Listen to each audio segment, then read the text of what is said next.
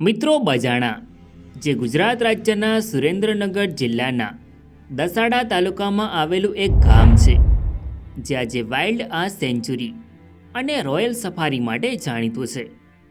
મિત્રો બજાણા જે ભારતની આઝાદી પહેલાં એક નાનકડું રજવાડું હતું, જેના શાસકો મુસ્લિમ જાટ હતા, જેમણે કચ્છના રણમાં પ્રવાસની પ્રથમ શરૂઆત કરી હતી. જેથી આજના વિડીયોમાં આપણે બજાણા પ્રિન્સલી સ્ટેટનો ઇતિહાસ જાણીશું. નમસ્કાર મિત્રો, તો સ્વાગત છે એક નવા વિડીયોમાં. સો ફ્રેન્ડ્સ, હું છું ધર્મેશ અને ધર્મેશ પટેલ યુટ્યુબ ચેનલમાં તમારું સ્વાગત છે. સો ફ્રેન્ડ્સ, આજના વિડીયોમાં આપણે બજાણા રજવાડાનો ઇતિહાસ જાણીશું. સો વિડીયોમાં છેલ્લે સુધી બન્યા રહો. તો ચાલો વિડીયોને શરૂ કરીએ. મિત્રો બજાણા જે ગુજરાત રાજ્યના સુરેન્દ્રનગર જિલ્લાના દસાડા તાલુકામાં આવેલું એક ગામ છે, જે ભારતની આઝાદી પહેલાં નાનકડું રજવાડું હતું, જેના શાસકો મુસ્લિમ હતા. તો મિત્રો સૌપ્રથમ જાણીશું આપણે બજાણા રજવાડાની સ્થાપના કેવી રીતે થઈ અને કોના દ્વારા કરવામાં આવી. ઈસવીસન 711માં બલુચિસ્તાનના મકરાનમાં જાટ મુસલમાનોની વસ્તી રહેતી હતી. ત્યારબાદ જાટ મુસલમાનો મુહમ્મદ બિન કાસિમની સેના સાથે સિંધમાં પ્રવેશ્યા હતા. સિંધ જે હાલ પાકિસ્તાનમાં સ્થિત છે. ત્યારબાદ જાટ મુસલમાનો સિંધમાં વાંગા બજારમાં સ્થાયી થયા. ત્યારબાદ જાટ મુસલમાનોની થોડી પેઢીઓ ત્યાં વીતી હતી, જેમાં જે તે સમયે સિંધના શાસક દ્વારા તેમની વસ્તીમાંથી મહિલાઓની સાથે લગ્ન કરવાની માંગ કરી. મિત્રો એવું કહેવાય છે કે સિંધના શાસકે મલિક ઉમર ખાનની 2 પુત્રીઓને તેના હરમમાં બળજબરીથી લઈ જવાની કોશિશ કરી હતી, પરંતુ જાટ મુસ્લિમ લોકોએ તેમની સ્ત્રીઓને સિંધના શાસકોને આપવાનો ઇનકાર કર્યો, જેથી તેમની વચ્ચે સંઘર્ષ થયો. ત્યારબાદ સિંધના શાસકો દ્વારા તેમના સૈનિકોને જાટ લોકોને પકડીને આત્મસમર્પણ કરવા કહ્યું, પરંતુ જાટ લોકોએ સિંધના સૈનિકોને મારી નાખ્યા અને તેમની વસ્તી સાથે સિંધ છોડી ગુજરાત તરફ આવવા નીકળે છે. જ્યારે આ વાત સિંધના શાસકને ખબર પડે છે, જેથી તેમની પાછળ સૈનિકો મોકલ્યા. જ્યારે જાટ મુસ્લિમ લોકો સિંધ છોડી કચ્છ આવ્યા, તે સમયે કચ્છમાં ઈસવીસન 1215 સુધી રાયધણનું શાસન હતું, જેમાં રાયધણે જાટ લોકોને આશ્રય આપવાનો ઇનકાર કર્યો, જેથી આ વસ્તીએ કાઠિયાવાડ તરફ સ્થળાંતર કર્યું, જેમાં કચ્છથી જતા મુંગરબિયા પાસે સિંધના સૈનિકો દ્વારા તેમને પકડી લેવામાં આવે છે. મિત્રો અહીંયા એક કરુણ ઘટના બની હતી. જાટોએ મહિલાઓને આત્મસમર્પણ કરવાને બદલે તેમાંથી એકને બીજી ઘણી સ્ત્રીઓ સાથે મોતને ઘાટ ઉતારી દીધી. તેઓના સ્મારકો આજે પણ કચ્છના લુખડ ખાતે જોવા મળે છે. ત્યારબાદ જાટો થોડી મહિલાઓ સાથે ત્યાંથી ભાગવામાં સફળ થાય છે અને મૂળી રજવાડામાં ઘૂસી જાય છે. જ્યારે સિંધના સૈનિકો તેમની પાછળ થાન નજીક માંડવ ટેકરીઓ સુધી આવે છે, જ્યારે જાટ લોકોને મૂળી રજવાડાનો આશ્રય મળ્યો, જેમાં મૂળી રજવાડાના શાસક લખધીરજીએ તેમને આશરો આપ્યો.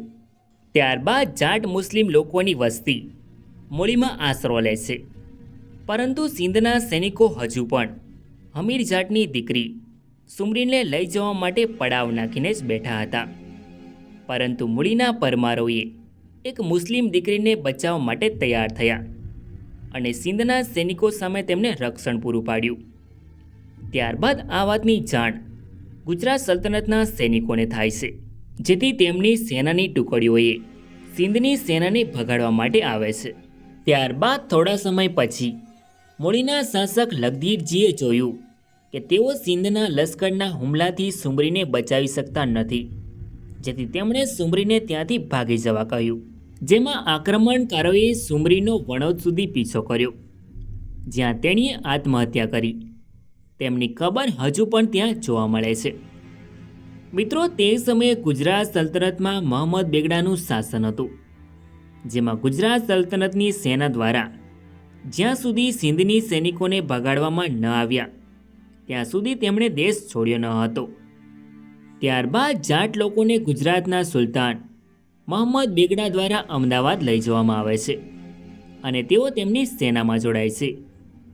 મિત્રો મહંમદ બેગડાએ તેના શાસનકાળ દરમિયાન 2 મહત્વના ગઢ જીત્યા હતા, જેના કારણે તેનું નામ બેગડો પડ્યું હતું, જેમાં તે સમયે જૂનાગઢ અને પાવાગઢ પર કબજો કરે છે. મિત્રો, એવું કહેવાય છે કે જ્યારે મોહમ્મદ બેગડાએ ઈસવીસન 1484માં પાવાગઢ પર આક્રમણ કર્યું, તે સમયે પાવાગઢમાં જયસિંહ ચૌહાણ એટલે કે પતઈ રાવળનું શાસન હતું. આક્રમણમાં મોહમ્મદ બેગડાની સેનામાં જાટ લોકોએ મહત્વની ભૂમિકા ભજવી હતી, જેમાં તેમણે ચાંપાનેરના કિલ્લાને ઘેરી લેવામાં તેઓના પરાક્રમથી પોતાને એટલા અલગ પાડ્યા કે સુલતાને તેમના નેતા મલ્લિક હેડાને બજાણાને આધીન 24 ગામો આપ્યા. ત્યારબાદ તેઓએ સુલતાનની પરવાનગીથી ઝાલાઉ પાસેથી માંડલ જીતી લીધું હતું. મિત્રો, બજાણાની જાગીર મોહમ્મદ બેગડા દ્વારા મલ્લિક હેડાને આપવામાં આવી હતી. ત્યારબાદ ગુજરાત સલ્તનતના અંત પછી ગુજરાતમાં મુગલ શાસન શરૂ થયું. એકવાર બજાણાના જાટ સરદારને અમદાવાદના મુગલ વાઇસરોયની નારાજગીનો સામનો કરવો પડ્યો, જેમણે સ્ટેટની ગ્રાન્ટ ફરી શરૂ કરી અને તેને મલ્લિક વચ્ચે વિભાજિત કરવાનો આદેશ આપ્યો, જેમાં બજાણાને ચીફ મલ્લિક હેડાને, સીપાપુર અને વડોદને મલ્લિક પીરખાન અને વલીવાડાને મલ્લિક ઈસાને સોંપવામાં આવ્યા હતા. મલ્લિક ઈસાએ લડતા રાવણિયાઓ પાસેથી વારાહીને કબજે કરી હતી. મિત્રો, વારાહીને મોટા જાટવાડ અને બજાણાને નાના જાટવાડ તરીકે ઓળખવામાં આવે છે. મિત્રો, બજાણા પ્રિન્સલી સ્ટેટ તરીકે મલ્લિક હૈદર ખાન દ્વારા બજાણા પ્રિન્સલી સ્ટેટની સ્થાપના કરવામાં આવે છે, જેમણે સ્વતંત્ર રાજ્યની શરૂઆત કરી. ત્યારબાદ બજાણા સ્ટેટમાં ઘણા શાસકો દ્વારા શાસન કરવામાં આવે છે. કર્નલ વોકરના સમાધાન દરમિયાન બજાણાનો શાસક સૂરજમલ ત્રીજો હતો, જે મલ્લિક હેડાથી 9મો હતો. સૂરજમલ ત્રીજાના અવસાન બાદ તેનો નાનો ભાઈ ડારિયા ખાન બીજો તેનો અનુગામી બને છે. મલ્લિક ડારિયા ખાન બજાણા રજવાડાના 10મા શાસક હતા. તેમણે વર્ષ 1841 સુધી બજાણા રજવાડામાં શાસન કર્યું. ત્યારબાદ વર્ષ 1841માં ડારિયા ખાનનું અવસાન થાય છે. તેઓને કોઈ વારસદાર ન હતો, જેથી તેમના પિતરાઈ ભાઈ નસીબ ખાન બજાણાની ગાદી પર આવે છે. નસીબ ખાન 23 એપ્રિલ 1841માં બજાણા રજવાડાની ગાદી પર આવે છે. તેમણે વર્ષ 1841થી 1902 સુધી બજાણા રજવાડામાં શાસન કર્યું. ત્યારબાદ વર્ષ 1902માં નસીબ ખાનનું અવસાન થાય છે. ત્યારબાદ 1 જૂન 1903ના રોજ મલ્લિક જીવન ખાન તેમના અનુગામી બને છે. મલ્લિક જીવન ખાને વર્ષ 1903થી 1920 સુધી બજાણા રજવાડામાં શાસન કર્યું હતું. ત્યારબાદ વર્ષ 1920માં મલ્લિક જીવન ખાનનું અવસાન થાય છે. મલ્લિક કમાલ ખાન. મિત્રો, મલ્લિક કમાલ ખાન બજાણા રજવાડાના છેલ્લા શાસક હતા. તેઓને મલ્લિક જીવન ખાન દ્વારા દત્તક લેવામાં આવ્યા હતા. મલ્લિક કમાલ ખાને બજાણા સ્ટેટમાં રણમાં પ્રવાસની પ્રથમ શરૂઆત કરી હતી.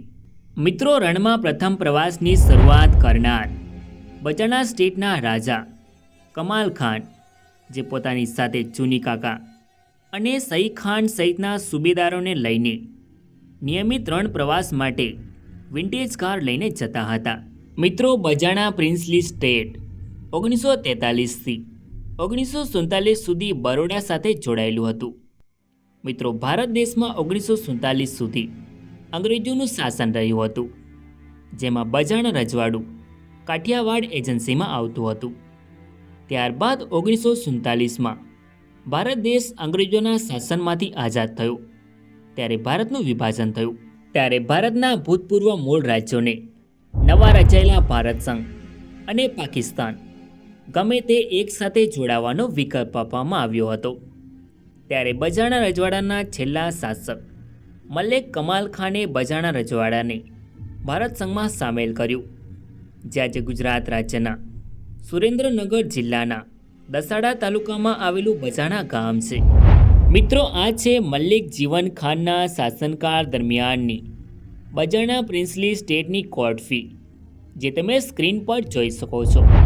સો ફ્રેન્ડ્સ, આ તો બજાણા રજવાડાનો ઇતિહાસ.